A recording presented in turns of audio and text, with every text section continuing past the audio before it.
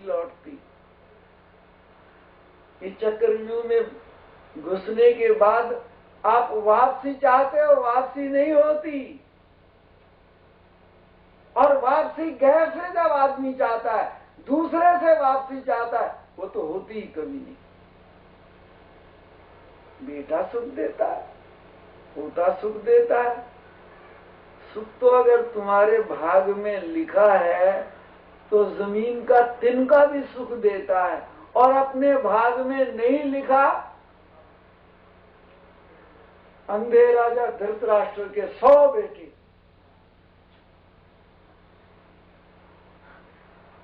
अंधे राजा धृतराष्ट्र महाभारत के नायक।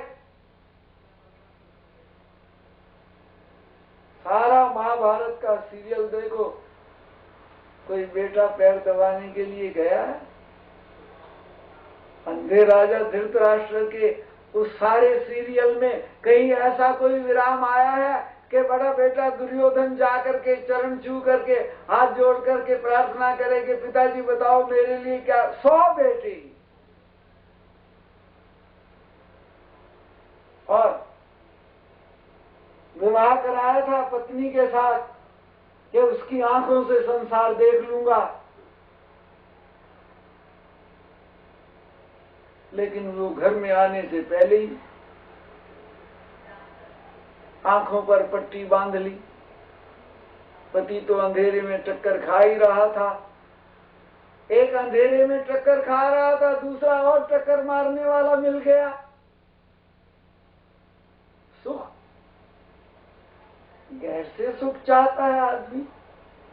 भूल भुलैया का तमाशा, गोरख धंधा। याद रखो, सुख तो अगर तुम्हारी किस्मत में लिखा है तब ही मिलता है।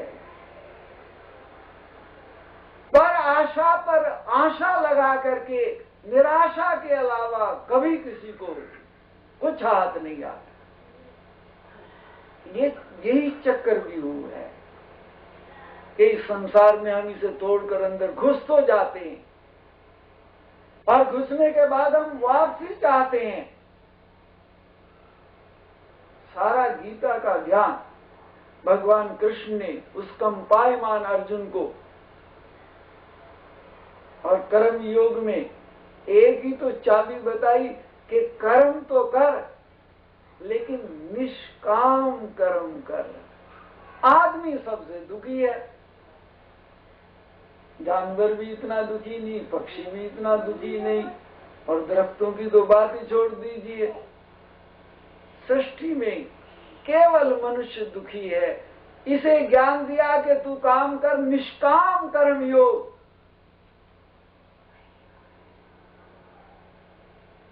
इसने अपने कानों से कभी गौर से भगवान कृष्ण की आवाज सुनी नहीं कि भगवान कृष्ण क्या कह रहे हैं, कौन सी बांसुरी बजा रहे हैं। और भगवान कृष्ण के मंदिर में राधा और कृष्ण की ठाकुर की प्रतिमा के हाथ में बांसुरी, चाहे लकड़ी की बनाकर दे दीजिए, चाहे सोने चांदी की बनाकर दे दीजिए, उसका बेस तो एक ही है कि भीतर से बिल्कुल खाली।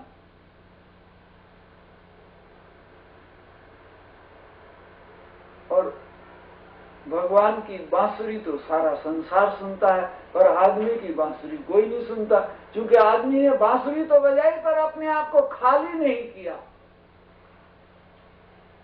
उस बांसुरी को बजने नहीं दिया, भगवान के होठों को लगने नहीं दिया, अपना स्वर आलापने लगा।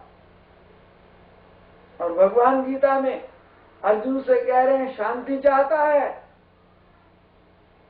ऐसे रो करके बैठकर कंपायमान करके ये तुझे शांति नहीं मिलेगी। ये मेरे हैं, ये मरेंगे, और ये पराए हैं, ये मरेंगे, मैं क्या करूंगा, ये करूंगा, ये कोई हल नहीं, किसी के पास हल नहीं, और कभी हल नहीं था और कभी हल नहीं होगा। भगवान कृष्ण अर्जुन से कहते हैं, कर्म के बगैर जीव नहीं ठहर सकता, लेकिन कर्म जब निष्काम होता है वो भगवान का स्वरूप होता है। और जब कर्म सकाम होता है तो कर्म रोता है। श्रुति, भगवान का ज्ञान, भगवान की बांसुरी, भगवान का स्वर, कर्म करो, सब काम भगवान का समझ कर करो। उदीय वस्तु गोविंदम तुभ्यमेव समर्पय। आपके ही सब कुछ है और आपके ही चरणों में समर्पित। हिंदी के कवि ने कहा, मेरा मुझ में कुछ नहीं, जो कुछ है सो तो तेरा तुझको सौंप दे, क्या लागत है वो। वेदांत की सबसे आखिरी उड़ान है। जीव और ब्रह्म का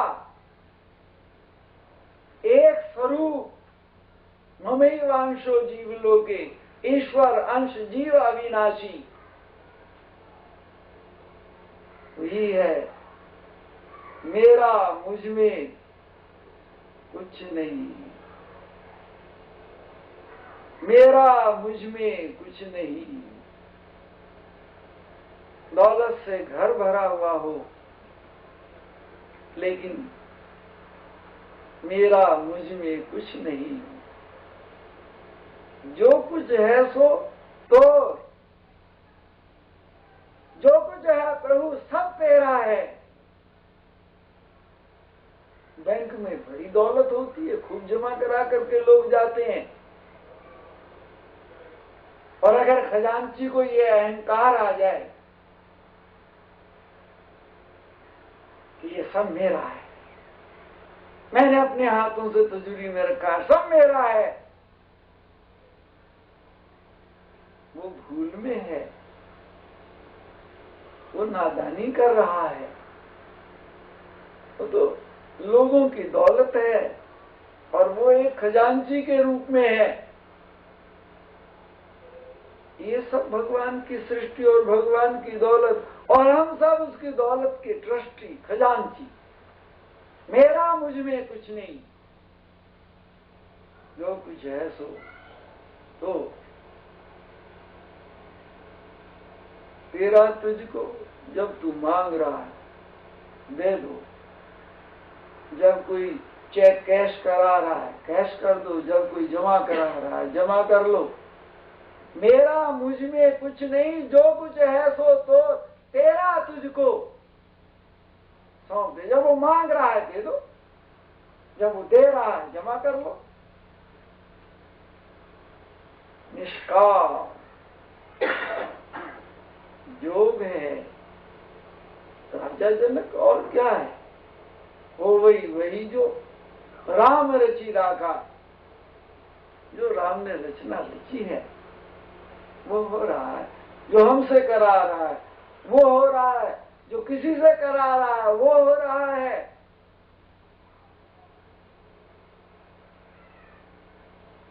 हमारे हाथ में किसी बात को इनकार करने की कोई ताकत नहीं है। लगता है कि हम गाड़ी को हम ही खींच कर ले जा रहे हैं।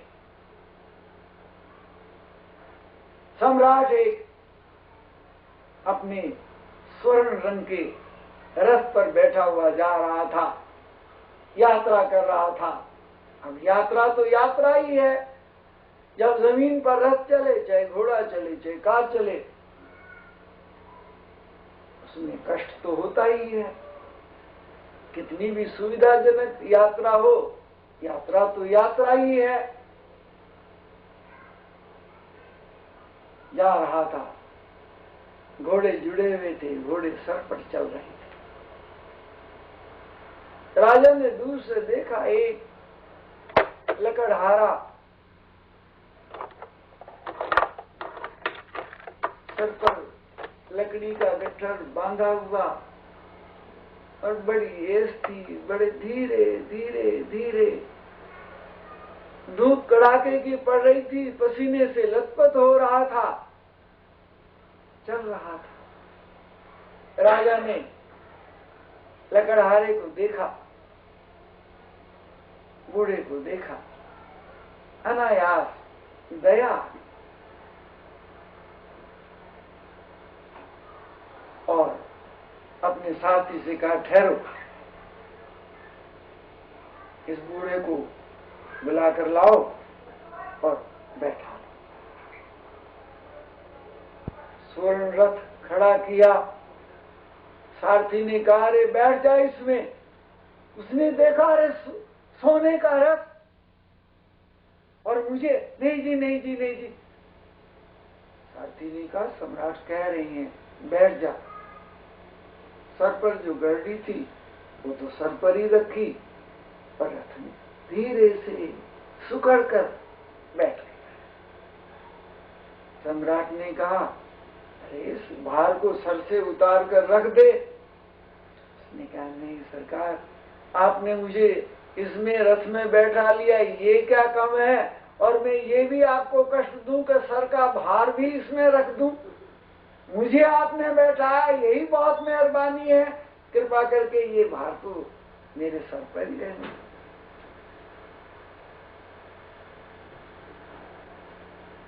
जीव तो भगवान के सोने के रथ में बैठा है, और भगवान ने इसे पकड़कर अपने रथ में बैठा लिया कि बैठो हमारे पास।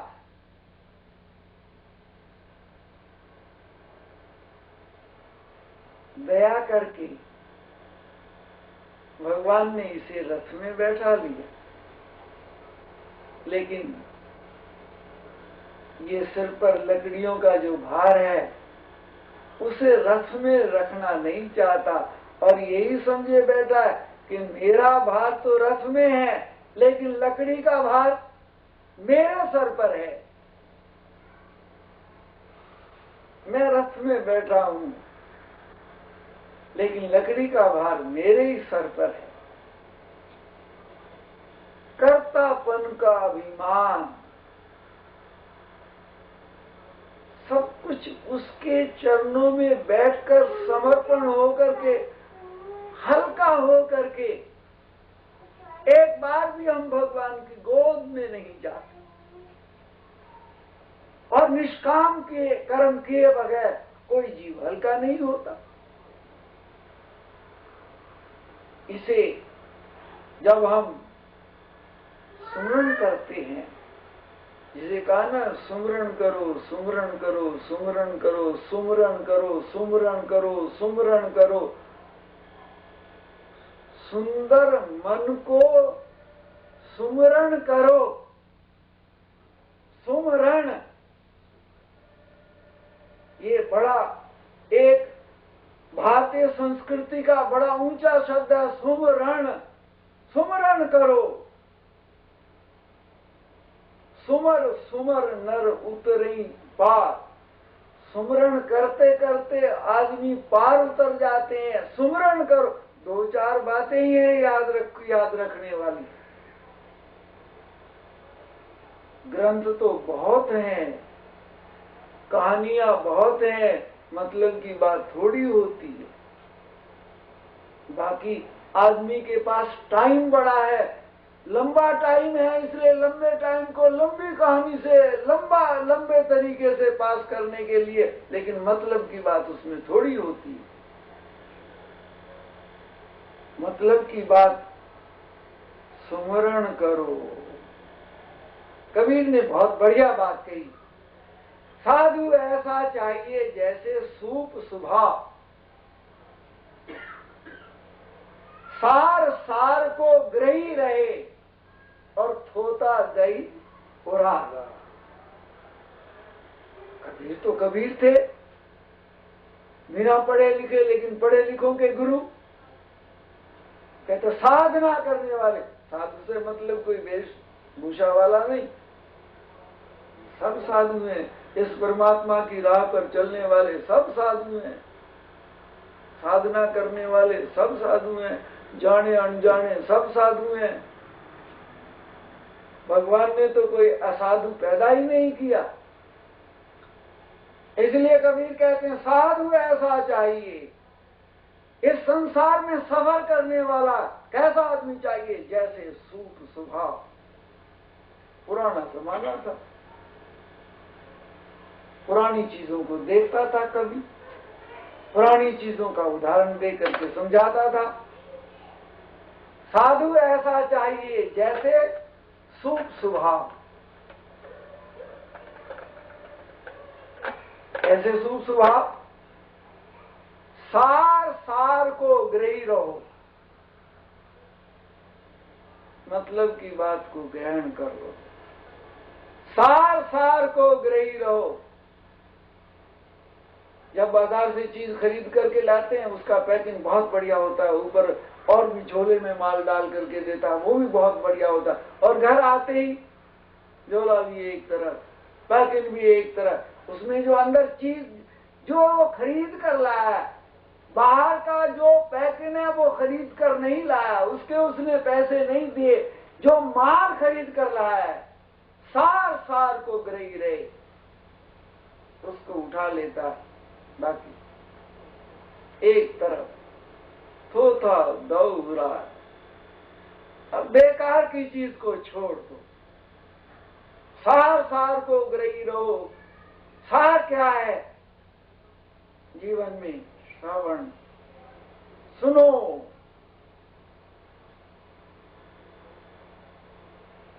इसे सुनो, वो जो हमारे भीतर बैठा है, जो बाहर भी है, जो ऊपर भी है, जो नीचे, सुनो। दुनिया की आवाज सुन सुन करके तुम्हारे कान बहरे हो गए हैं, और दुनिया की आवाज जितनी आदमी ज्यादा सुनेगा उतना ही ज्यादा पागल होगा। आप समझो कि 24 घंटे टेलीविजन चलता है, स्टार टीवी चलता है, सुन सुन करके कोई शांति मिलेगी? मन बहलावा मिलेगा? ये संसार के जितनी भी बातें, ये सुन सुन करके क्या होता है, जैसे अग्नि में घी डाल दो तो और तेज हो जाती है, और तेज हो जाती है। दुनिया की कहानियां आदमी के मन को चैन नहीं लेने देती, और भड़का देती है, और भड़का देती है। चमकदार बाजार से गुजरो, जो चीज हमारे पास नहीं है उसके लेने की तमन्ना जाग जाती है।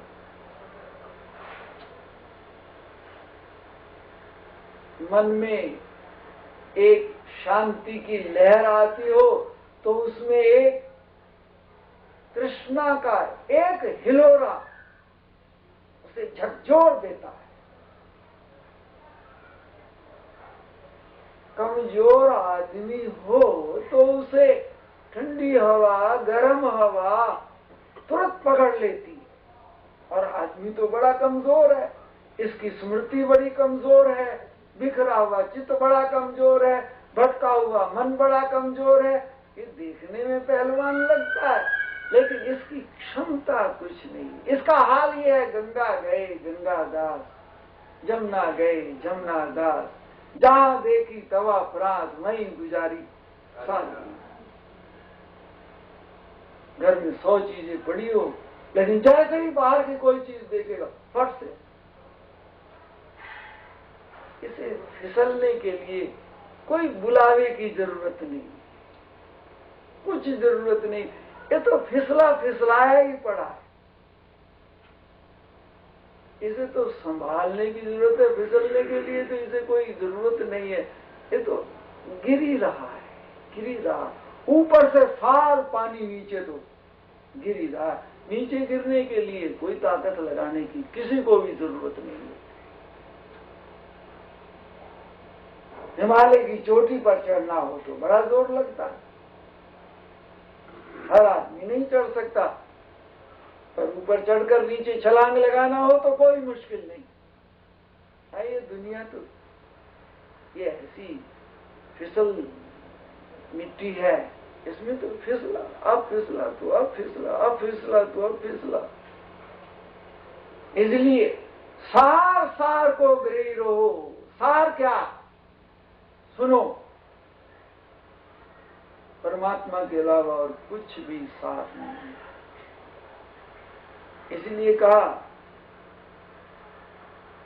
ये संसार ब्रह्म सत्यम जगत मिथ्या। क्या सर? मिथ्या का मतलब सार क्या है? सुबह फूल देखो टहक महक रही है, रखो फ्रिज में संभाल कर रखो, और 2-4 घंटे बाद मुरझा जाएंगे, इतना ही फर्क पड़ेगा, लेकिन वो तो मुरझा तो रहे ही है। संभाल संभूल कर रखो, थोड़ी देर और संभाल लो, लेकिन वो मुरझाए हुए तो है ही। ब्रह्म सत्यम, जो कभी नहीं मुरझाता, सदा ताजे कमल के फूल की तरह। ये जो हमारे देवताओं को मंदिर में मूर्ति बनाकर बैठा देते हैं, नीचे कमल का फूल,